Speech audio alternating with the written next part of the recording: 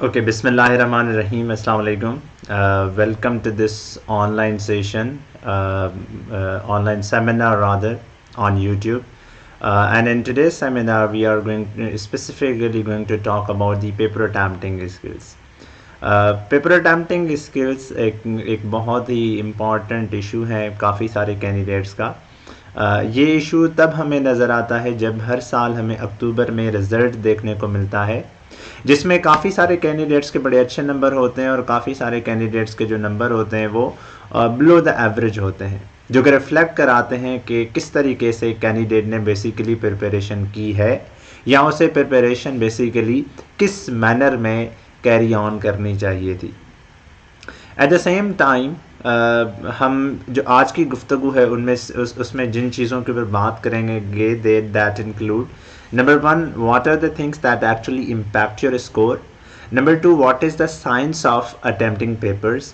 And number 3, exam room में जब आपको टॉपिक मिल जाता है या पेपर मिल जाता है, सो what are various steps that you should basically consider in your mind in order to score better in your competitive exam. हम पहले जो 10 सब्जेक्ट्स हैं उनके ऊपर बात करेंगे, and then the discussion would definitely be followed by how we should be performing in our English essay and composition paper as well. So first thing first, let's talk about the first idea. Okay, what are various things that actually impact our score? Well, we start this discussion with this basic idea in mind कि आपने देखा होगा कि काफ़ी सारे candidates जो हैं वो किसी सब्जेक्ट में 1 नंबर से फेल हो जाते हैं, 2 नंबर से फेल हो जाते हैं, as was the case with the US history in 2018, international law in 2019, and for that matter sociology, criminology and international law in 2020। So पहली चीज़ जो कि मैं आपको रिकमेंड करूंगा कि जो कि आपके स्कोर को मुतासर करती है, पर्टिकुलरली इन वर्स्ट के सिनेरियोस में आपको फेल होने से बचा सकती है, दैट इज़ योर एमसीक्यूज़। आप नोट करें कि आपके पास 10 सब्जेक्ट्स हैं और 10 सब्जेक्ट्स के अगर हम पर पेपर 20 एमसीक्यूज़ काउंट कर लें तो they just become around 200 MCQs. अब 200 एमसीक्यूज़ में से जो सीरियस कैंडिडेट्स होते हैं उनके around 150 to 170, in certain cases 180 MCQs भी हो सकते हैं, इतने सारे ठीक होते हैं। And at the same time we have the category of the candidates जो कि लेट्स से एमसीक्यूज़ को सीरियस नहीं लेती और फिर उनके जो नंबर हैं एक तो ओवरऑल बड़े मुतासर होते हैं, लेट्स से 8 से 10 एमसीक्यूज़ पर पेपर उनके ठीक होते हैं, तो कोई 80 या 100 एमसीक्यूज़ के करीब जो है वो टोटली फॉल करते हैं। तो जो पहला डिफरेंस आप क्रिएट करते हैं स्कोर में वो है आपके एमसीक्यूज़ के through. On a second level आपका स्कोर जो है वो डेफिनेटली मुतासर होता है जनरल साइंस एंड एबिलिटी में।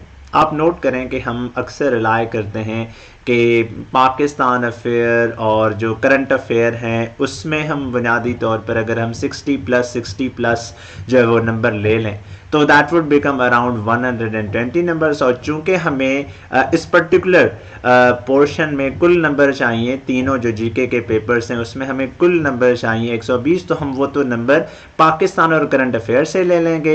एंड देन अगर हम जनरल साइंस एंड एबिलिटी में कोई 30 नंबर भी ले लें तो that would become 150। I don't think that is possible. अगर आप पिछले 3 साल के रिजल्ट्स एनालाइज करें 2018, 19 एंड 20 के, तो पाकिस्तान अफेयर और करंट अफेयर्स में उस हद तक अच्छे नंबर कैंडिडेट्स के नहीं आए जो कि एक्सपेक्ट किए जा सकते थे। For example in 2018 the score was relatively between 30 and 50, not even 60, which otherwise many candidates thought that they would be able to score. And same was true with the current affairs in 2019. 2020 में मोर और less current affairs ने अच्छा score दिया, but at the same time even if in subjects में आपका अच्छा score आ जाता है, what I would recommend you is the fundamental thing, that is your score in general science and ability must exceed 60. और वो क्यों important है, आप देखें कि जो एवरेज कैंडिडेट्स हैं उनका साइंस में स्कोर आ जाता है जस्ट 30, और जो सीरियस कैंडिडेट्स होते हैं उनका जो है वो साइंस में स्कोर आ जाता है अराउंड 60-65। तो पहला वो डिफरेंस क्रिएट कर सके थे एक तो अपने एमसीक्यूज़ में, सेकेंड वो डिफरेंस बेसिकली क्रिएट कर लेते हैं अपने जनरल साइंस एंड एबिलिटी के पेपर में। So general science and ability के पेपर में जब उनका स्कोर 60 आ जाता है तो अगेन 30 प्लस नंबर्स का डिफरेंस यहां पे क्रिएट हो जाता है. Now here we come to our third thing and that is कि तीसरी वो कौन सी चीज है जिसके थ्रू आप एक डिफरेंस क्रिएट कर सकते हैं अपने ओवरऑल स्कोर में. That is your paper attempting skills. अब देखें कि आपने एक पेपर में 7 में से 4 सवाल करने होते हैं. आप देखें कि कुछ बुनियादी मसाइल आते हैं जिनको हम थोड़ा सा जहन में रखें, फिर मैं आपको स्टेप बाय स्टेप इस डिस्कशन की तरफ लेके चलूं. पहला मसला यह है कि काफ़ी सारे कैंडिडेट्स को ऑल टुगेदर जो क्वेश्चन है वही समझ नहीं आता. क्वेश्चन में जो टर्मिनोलॉजी है, डायरेक्शन है या allocation of burden of proof है वो भी क्लियर नहीं होता कि हमने किस बात के ऊपर कितना लिखना है. सेकंड मसला आ जाता है कि काफ़ी सारे कैंडिडेट्स पहले सवाल के ऊपर 10 से 12 पेजेस लिख लेते हैं, लेकिन आखिरी सवाल के ऊपर उनके 5 या 6 पेजेस होते हैं. और कई सूरत हाल ऐसी भी हमें नजर आती हैं कि चौथा सवाल ऑल टुगेदर काफ़ी लोगों ने अटैम्प्ट तक नहीं किया होता. एक और मसला जो आता है वो ये है कि काफ़ी सारे लोग लिखते तो बहुत हैं लेकिन उनकी जो ओवरऑल प्रेजेंटेशन है वो बहुत ही ख़राब होती है. नाउ ये जो सारे के सारे मसाइल हैं ये डेफिनेटली आपके जो 80 नंबर्स हैं उनमें जो आपका स्कोर आप जो है वो हासिल करते हैं उनको डायरेक्टली इफेक्ट करते हैं. अब इसके लिए हम स्टेप बाय स्टेप यूं चल लेते हैं कि पहले हम डिस्कस कर लेते हैं टाइम मैनेजमेंट का मसला. उसके बाद हम डिस्कस कर लेते हैं कि जब आपको पेपर मिल जाए तो आपने चीज़ों को कैसे लेके चलना है. और तीसरे में हम बात करेंगे कि आपने जो सवाल है उसका जवाब है वो लिखना किस तरीके से है. So first thing first, for example आपको जो है वो 9 बजे, व्हाट आई वुड से कि 9 बजे आपको जो है वो पेपर मिल जाता है. तो आपने पहला काम ये कर लेना है कि 9 बजे जैसे ही आपने लेट्स से स्टार्ट कर लिया पेपर तो पहले 10 मिनट में ना आप अपने MCQs को वाइंड अप कर लें. नाउ अपने MCQs को वाइंड अप करने का से मुराद ये है कि ऐसा नहीं कि आपने बस क्विकली सारे जो है वो ए लगा देने हैं या B लगा लेने हैं या D लगा लेने हैं. नो, माय पॉइंट इज कि आप अपने MCQs को 3 हिस्सों में डिवाइड कर लें कि पहले तो वो MCQs कर लें जिनके बारे में आप बिल्कुल श्योर हों कि इसका जो आंसर है वो क्या है. फॉर एग्जाम्पल पाकिस्तान कब आज़ाद हुआ, we definitely know that is 14 August 1947. तो पहले तो वो क्विकली MCQs कर लें. सेकेंडली आप वो MCQs कर ले जिनके बारे में आपको थोड़ा सा डाउट है कि इसमें A ऑप्शन होगा या B ऑप्शन होगा, C या D ऑप्शन होगा, यानी कि जिसमें आपको थोड़ा सा एजुकेटेड जो गैस है वो करने का जो है वो रूम है. तो that would be your second priority जिनको आप जो है वो टैकल करेंगे. And on a third level आपने उन MCQs को बेसिकली कर लेना है जिनको आपको आंसर नहीं आ रहा है. Since there is no negative marking so there is no use of actually wasting time on the MCQs in first place. तो मैं टाइमिंग पेपर की डिस्कस कर रहा हूं फर्स्ट पोर्शन में. वो ये है कि आपने 9 बजे से लेके 9:10 तक आपने MCQs को हल कर लेना है. 9:10 से लेके 9:25 तक आपने ये करना है कि जैसे ही आपको पेपर मिल जाता है आपने उस पेपर के को जो है वो जो 7 सवाल हैं उनको एक तो अच्छे तरीके से पढ़ लेना है. जो चीज़ें आपने जहन में रखनी है वो ये हैं, पहले सारे सवालात अच्छे तरीके से पढ़ लें. कोई जल्दबाजी नहीं है अभी लिखने की. हो सकता है कि आपके इन एंड अराउंड जो कैंडिडेट्स हों उन्होंने अभी लिखना शुरू कर लिया हो, बट बिलीव यू मी वो कैंडिडेट्स को इतना जल्दी कर लेते हैं, मेजॉरिटी ऑफ द केसेस में वो बहुत बड़ी गलतियां करते हैं. आपने पहले जब सारे सवालात पढ़ लिए तो आप हाईलाइट करें कि आपकी एरिया ऑफ स्ट्रेंथ वाले सवालात कौन से हैं जो कि आपको करने चाहिए. सेकेंडली आप देखें कि उन सवालात में से कौन से सवालात हैं जिनका टेक्निकल टर्म आपको आ रहा है. फॉर एग्जांपल 2018 में एक सवाल था, what are non state actors, do you really believe that non state actors pose more security threat to state of Pakistan then the state actors. अब आपने ना सिर्फ टर्म देखा कि कौन सा है और क्या वो टर्म आपको आ रहा है, but at the same time आपने ये भी देखना है कि उस पर्टिकुलर क्वेश्चन की डायरेक्शन कौन सी है. अगर आपको डायरेक्शन का नहीं पता तो whatever you would be brainstorming later would be in the wrong direction and eventually resulting nothing at the end of the day. So सारे सवालात आपने पढ़ लिए, टेक्निकल टर्म आपने देख लिया, डिबेट का कॉन्टेक्स्ट आपने आइडेंटिफाई कर लिया, और सबसे इंपॉर्टेंट बात आपने allocation of burden of proof कर ली कि आपने कौन सी बात साबित करनी है और किस हद तक आपने साबित करनी है। For example we have a question, what is hybrid war, discuss tools and techniques of hybrid warfare and suggest remedial measures to actually address the threat of hybrid warfare। अब इसमें सवाल ये जो 20 नंबर का है, आप उसमें अज्यूम कर लें कि 3 नंबर की डेफिनेशन है या 4 नंबर की, 8 नंबर का एक पोर्शन है सवाल में, 8 नंबर का इसमें दूसरा पोर्शन है। उसका फायदा आपको ये होगा कि आपने जो सवाल है उसे टोटलिटी में, आपने पूरे सवाल को टोटलिटी में भी डील किया और एट द सेम टाइम एक बैलेंस्ड अप्रोच के साथ लेके चले गए। ये मसला ज्यादातर आता है जब आप सवाल को नहीं अंडरस्टैंड करते, तो आप एक साइड मसलन टूल्स एंड टेक्निक्स के ऊपर तो बहुत ज्यादा लिख लेते हैं, लेकिन जो वे फॉरवर्ड है आप उसके बारे में बहुत ही जो कम डिबेट है वो कर पाते हैं। Next thing is that you need to remember and that is very जो कि आपने जहन में रखनी है, वो ये है कि ओके नेक्स्ट थिंग इज कि जब आपने एलोकेशन और बर्डन ऑफ प्रूफ कर ली तो यहां तक आपके कोई 5 मिनट या 6 मिनट चले जा चुके होंगे। मिसाल के तौर पर दैट इज अराउंड 9:15 नाउ। तो आपने अब करना यह है कि 4 सवाल 7 सवाल में से सिलेक्ट कर लेने हैं और उन चारों सवालों को जो है ना वो आप आखिरी पेज पे लेके जाएं और आखिरी पेज पे उन सारे सवालात को एक ही टाइम पे ब्रेनस्टॉर्म कर ले। काफी कैंडिडेट्स ये कर लेते हैं कि पहला सवाल ब्रेनस्टॉर्म कर लिया, उसे लिखना शुरू कर लिया, लेकिन आपने जो स्ट्रैटेजी अपनानी है वो ये है कि सारे सवालात को एक टाइम पे ब्रेनस्टॉर्म कर लें। And why that is important, ये क्यों इतना इंपॉर्टेंट है?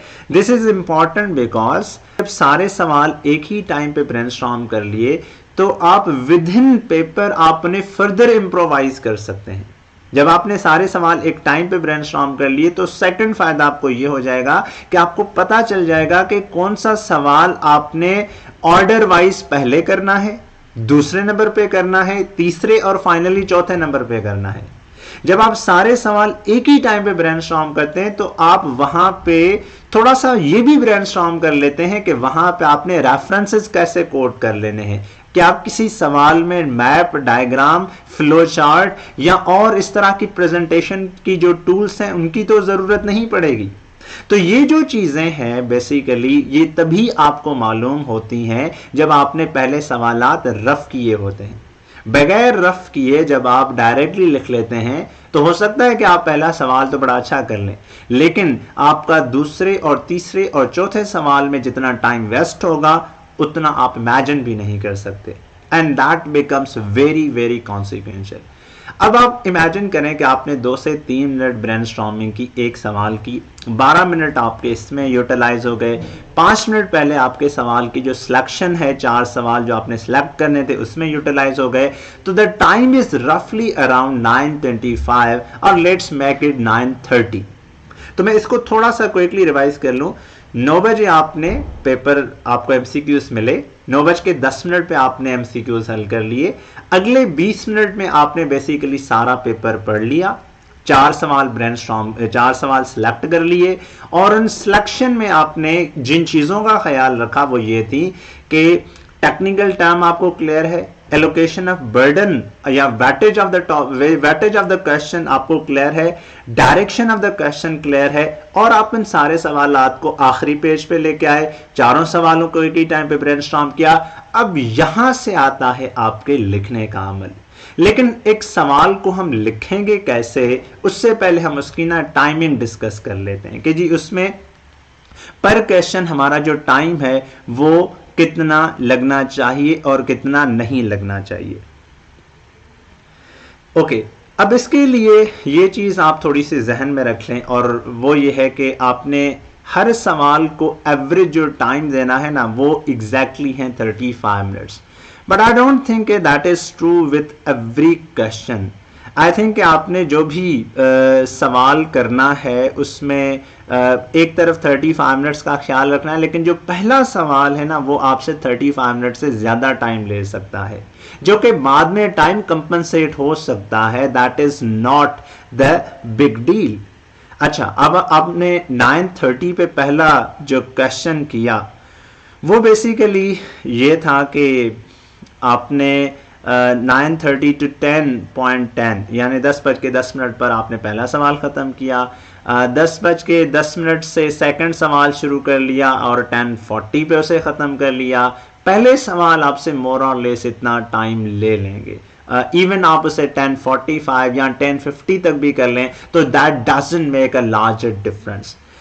10:50 के बाद आपने जैसे ही अगले दो सवाल करने हैं उनमें आपने कोशिश ये करनी है कि आपके पास जो बकाया 70 मिनट बचे हैं उनमें 35 मिनट्स लें, और कम से कम अगर हो सके तो आप 5 मिनट का स्पेस इतना ज़रूर वहाँ से बचाएं जिससे आपका ओवरऑल ये सिनेरियो डेवलप हो जाए कि आप 5 मिनट में प्रूफ रीडिंग भी कर सकें। Remember, proof reading is very very important. Without proof reading I don't think कि आपने जो गलतियां की थी आप उन्हें कुछ जो है वो रेक्टिफाई कर पाएंगे।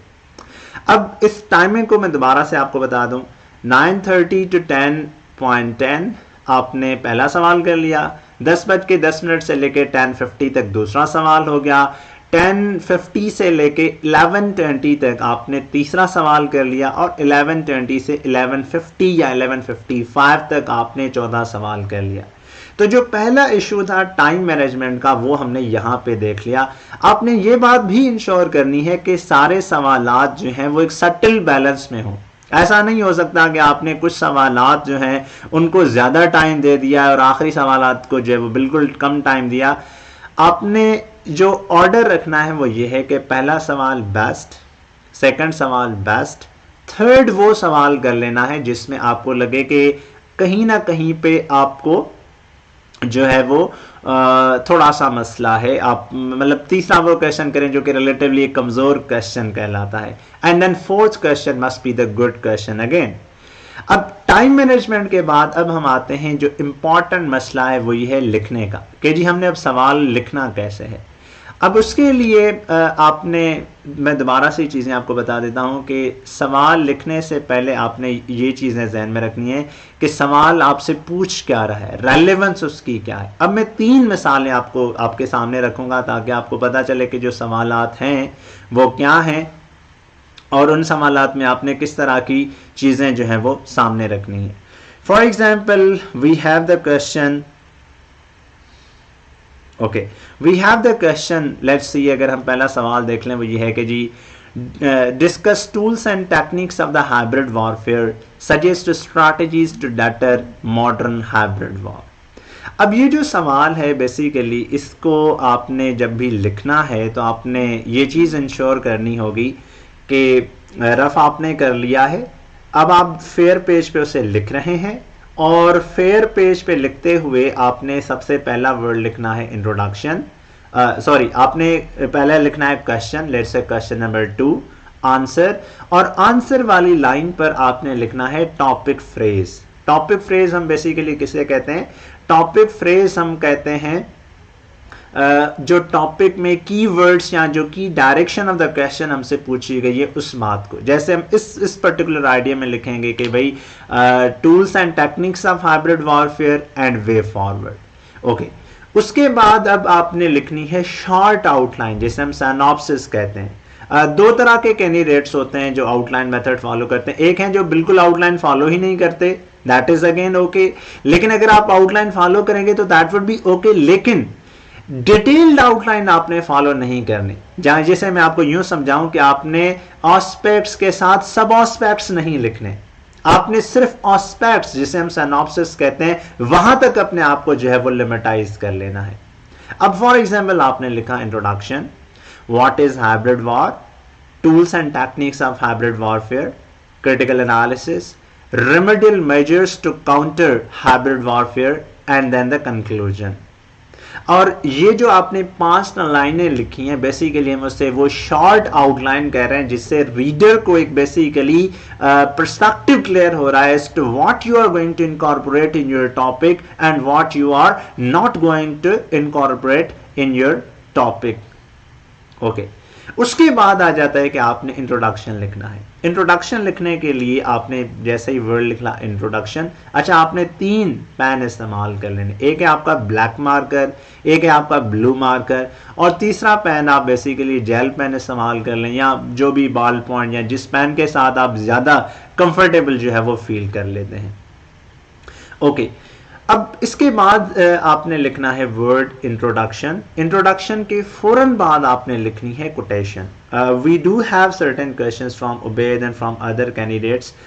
इनके ऊपर हम सवालात के ऊपर भी डेफिनेटली बात करते हैं, but before I formally come to your questions I want to talk about the overall agenda that we have been discussing. Okay, so next thing is कि आपने जैसे ही वर्ड इंट्रोडक्शन, तो इंट्रोडक्शन के बेसिकली लिख लिया है तो इसके नीचे आपने लिखनी है कोई quotation. For example in Pakistan context when this whole 5th generation warfare came to the fore, the idea was this was reflected in the speech of our army chief. और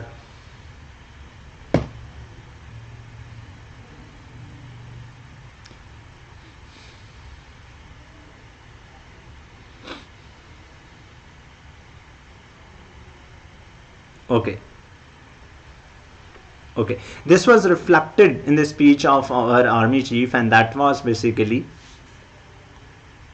our enemies know that they cannot beat us fair and square, and that is why they have subjected us to a long, protracted and cruel hybrid warfare. After that आपने लिखना introduction, that must be of around 100 or 100 to 10 words. काफ़ी लोग हैं कोई लंबा introduction लिख लेते हैं, that is not the way you should be writing introduction. काफ़ी लोग हैं बिल्कुल एक एब्स्ट्रैक्ट टाइप बिल्कुल शॉर्टेस्ट इंट्रोडक्शन लिख लेते हैं 5 लाइनों का, that is not advisable. Again introduction 100 number का, कंक्लूजन 80 नंबर, इंट्रोडक्शन 100 वर्ड्स का, कंक्लूजन 80 वर्ड्स का होना चाहिए।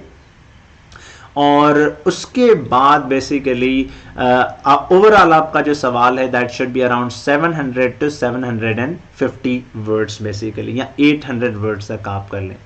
अब इंट्रोडक्शन लिखने के लिए आपने जो सवाल इंट्रोडक्शन की जहन में रखें कि introduction is written in line with the question asked and conclusion is written in line with the answer basically given. Introduction पढ़ के रीडर को ये अंदाजा हो जाना चाहिए कि भाई आपने क्या बात कही है, आप क्या बात बेसिकली इस सवाल को आपने बेसिकली समझा है या नहीं। फॉर एग्जांपल हम इस सवाल का एक बेसिक इंट्रोडक्शन डेवलप करते हैं, discuss tools and techniques of hybrid warfare and suggest remedial measures to counter the hybrid warfare. आपने इंट्रोडक्शन के बाद कोटेशन लिखी और उसके बाद आपने लिखा कि जी hybrid warfare is the 5th generation warfare that employs multiple tools and techniques which include but are not limited to disguised NGOs, political engineering, compromising the leadership of a country, use of non-state actors, preemptive cyber strikes, including and not limited to media or the psychological warfare. This warfare has been particularly consequential for many countries. Even let's say that Gary Smith said that a perfectly thriving state can be translated into an enemy battlefield if a state pursues the strategies of the hybrid warfare. It must be countered with the hybrid means because hybrid warfare requires hybrid solutions. अब ये आपका एक relative introduction हो गया which is in line with the things that have been asked in the topic. जो topic में बातें पूछी गई हैं उसके हिसाब से अगर आप इंट्रोडक्शन रखेंगे तभी जाके आपका इंट्रोडक्शन कोई जो है वो इफेक्टिव हो पाएगा, otherwise it would be of no model use. Candidates क्या करते हैं, अपनी तरफ से कोई याद किया हुआ इंट्रोडक्शन लिख लेते हैं या वैसे ही इररिलेवेंट बातें लिख रहे होते हैं। They are just hell bent on filling the pages rather than actually writing something that is sensible or relevant. Okay, next आपने लिखा what is hybrid या hybrid warfare definitional perspective. याद रखें कि कोई भी जो टर्म है वो अगर आप डिफाइन करेंगे तो ये आपके लिए हेल्पफुल हो जाएगा. That would give reader a sense as to what is basically the overall conceptual clarity of the candidate. आपने कोई भी टर्म इसकी दो डेफिनेशंस लिखनी है. फॉर एग्जांपल हाइब्रिड वॉरफेयर की आपने पहली डेफिनेशन लिखी कि भाई hybrid warfare is a modern warfare that implies the techniques of kinetic as well as non kinetic warfare including traditional and non traditional security threats etcetera. Second आपने लिखी for example Gary स्मोफ की definition कि भाई hybrid warfare एक ऐसी warfare है जिसमें एक स्टेट डायरेक्ट मिलिट्री कन्फ्रंटेशन के बजाय जो इनडायरेक्ट मीन्स है उनको इस्तेमाल करती है, जिसमें ख़ास तौर पर टेरर आउटफिट्स के ऊपर, पॉलिटिकल मैनूवरिंग के ऊपर, मीडिया मैनिपुलेशन के ऊपर, प्रीएम्प्टिव साइबर स्ट्राइक्स के ऊपर, और जो ट्रेड वॉर और जो टेक्नो इकोनॉमिक वॉरफेयर है इसके ऊपर ज़्यादा से ज़्यादा फोकस करती हैं. अब जब आपने डेफिनेशन लिखी उसके बाद आप कोशिश करें कि वो हेडिंग लिखें जो कि बेसिकली सवाल में दी गई है आपको, और वो हेडिंग क्या थी? Tools and techniques of hybrid warfare. आपने ये हेडिंग लिख ली और इस हेडिंग के बाद आपने लिखना शुरू कर लिया कि the hybrid warfare works because of the following tools, और पहली टूल है फॉर एग्जांपल डिस्गाइज्ड एनजीओज. अब आपने एक हेडिंग को 4 से 5 लाइनों से ज़्यादा एक्सप्लेन नहीं करना. अच्छा, इससे भी पहले अगर आप ये पहले जो सारी जो टूल्स एंड टेक्निक्स थी उनको एक किसी ग्राफ के ऊपर शो करा लें, किसी मोनोग्राम में किसी जो है वो ऑक्टोग्राम में या किसी ग्राफिकल रिप्रेजेंटेशन में अगर आप शो कराएं तो that would be very much helpful. अच्छा, आपने लेट्स से पहली बात लिखी डिस्गाइज्ड एनजीओज, और उसमें आपने बात कर ली कि different countries use multiple NGOs under the garb of humanitarian principles to actually achieve their vested interest. For example, in Pakistan there was an NGO called Saving the Children, जिसका बुनियादी मकसद ये था कि हमने पोलियो के कतरे बच्चों को पिलाने, but that was the let's say NGO that has been alleged for its involvement in the capturing of the Osama bin Laden and actually looking up collecting information from Pakistan regarding many other things. Then second is for example terror outfits. Terror outfit second technique है hybrid warfare की. For example, India has been using multiple non-state actors against Pakistan in order to destabilize Pakistan and its and the southern province, basically Balochistan particularly, and in this case it's continuous support basically Tehreek-e-Taliban Pakistan and certain militant factions in Balochistan including Daesh are basically few things that are basically considerable.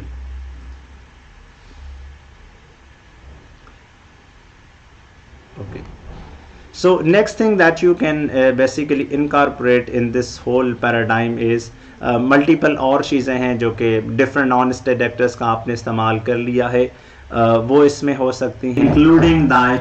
Okay, ये सारी की जो सारी चीज़ें हैं वो आप इस्तेमाल कर सकते हैं. Then you can use critical analysis, then you can use after critical analysis you can let's say critical analysis में आपने जो बात करनी है वो ये है कि number one, how hybrid warfare has been consequential, and number two, how those impact left a deep, how those impacts have actually destabilized, let's say.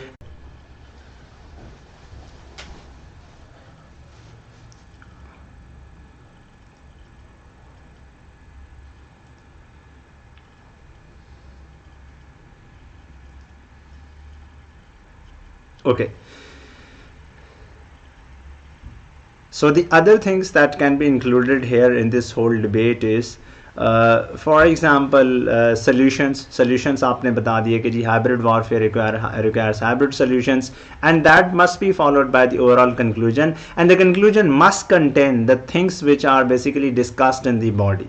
So ये वो बेसिकली चीज़ें हैं जिनको आपने जहन में रखते हुए अपनी जो डिबेट है उसको आगे लेके जाना है. सो इसमें आपने जिन चीज़ों का और फर्दर ख्याल कर लेना है वो ये है कि आपका जो भी सवाल है उसमें आपने लिखना है जिन चीज़ों को, उसमें ये ज़रूर हो, मैप होना चाहिए, डायग्राम होना चाहिए, फ्लो चार्ट होने चाहिए, जॉर्गन्स होने चाहिए, रेफरेंसेस होने चाहिए। और सबसे इंपॉर्टेंट बात ये कि अगर तो रेलेवेंस नहीं है ना, तो आपने जितना भी लिखा है वो सारे का सारा इररिलेवेंट है।